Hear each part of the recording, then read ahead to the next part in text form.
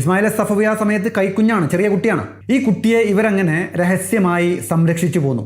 ഇവർ പിന്നീട് രംഗത്തേക്ക് വരുന്നത് ഏതാണ്ട് 10-12 വർഷങ്ങൾക്ക് ശേഷമാണ്. അതുവരെ ഈ കുട്ടിയെ ഇവർ കൊണ്ടു നടന്നിരുന്നത് ഒരു മഹാദിവ്യൻ എന്ന രൂപത്തിലാണ്. അതുകൊണ്ട് തന്നെ ഈ കുട്ടി സ്വയം വിചാരിക്കുന്നത് താൻ ഒരു ഇമാമുൽ ഗായിബാണ്, ഞാൻ ഇമാം മഹദിയാണ്.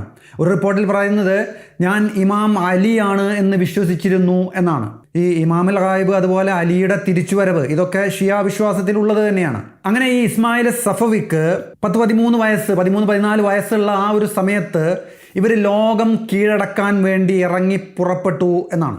അങ്ങനെയാണ് ഇപ്പം നമ്മൾ കാണുന്ന ഇറാൻ്റെ ആ ഒരു ഭൂപ്രദേശം ഇവർ വന്ന് കൈയടക്കുന്നത്.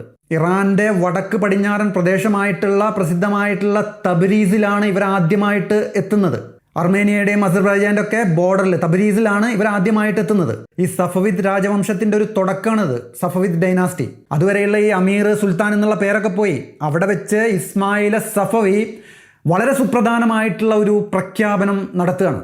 ഇസ്മായിൽ സഫവി വന്നിട്ട് പറഞ്ഞു, ഇനി മുതൽ ഇറാൻ എന്ന പ്രദേശത്തിൻ്റെ ഷാ അത് ഞാനാണ് എന്ന് പറഞ്ഞു. അങ്ങനെ ഇസ്മായിൽ സഫവി ഇറാന്റെ ആദ്യത്തെ ഷാ ഭരണാധികാരിയായി മാറുകയാണ്. മാത്രമല്ല ഈ ഇറാൻ കീഴ്പ്പെടുത്തപ്പെട്ടതിന് ശേഷം ഇസ്മായിൽ സഫവി മറ്റൊരു പ്രധാന പ്രഖ്യാപനം കൂടി നടത്തുന്നുണ്ട്. പറഞ്ഞു, ഇനി മുതൽ ഇറാന്റെ സ്റ്റേറ്റ് റിലീജിയൻ അത് ഇത്നാശരികൾ എന്ന് പറയുന്ന ഷിയയിസം ആയിരിക്കും എന്ന് പറഞ്ഞു. ഇറാന്റെ സ്റ്റേറ്റ് റിലീജിയൻ സുന്നിസത്തിൽ നിന്ന് മാറ്റി ഇത്നാശരികൾ എന്ന് പറയുന്ന ഷിയയിസം ആയിരിക്കും എന്ന് പ്രഖ്യാപിച്ചു. ഈ കൂടെ ഉണ്ടായിരുന്ന ആളുകളും അദ്ദേഹത്തിന്റെ ഉപദേഷ്ടാക്കളൊക്കെ ഇത് കേട്ടപ്പോൾ ആകെ ഞെട്ടി. അവർ പറഞ്ഞു, നിങ്ങളിത് ചെയ്യരുത്, കാരണം ഇവിടെയുള്ള ആളുകൾ ഷിയാക്കളല്ല, അവർ സുന്നികളാണ്, അവർക്കിത് അംഗീകരിക്കാൻ സാധിക്കില്ല എന്ന് പറഞ്ഞു. ഇസ്മായിൽ സഫവി പറഞ്ഞു, ഞാൻ ഈ പറയുന്നത് ദൈവത്തിന്റെ തീരുമാനമാണ്, ഞാൻ ദൈവത്താൽ നിയോഗിക്കപ്പെട്ട വ്യക്തിയാണ്, ഞാൻ ഇമാം മഹദിയാണ്, അതുകൊണ്ട് അള്ളാഹുവിന്റെ വിധി അത് ഞാൻ നടപ്പിൽ വരുത്തുക തന്നെ ചെയ്യും എന്ന് പറഞ്ഞു.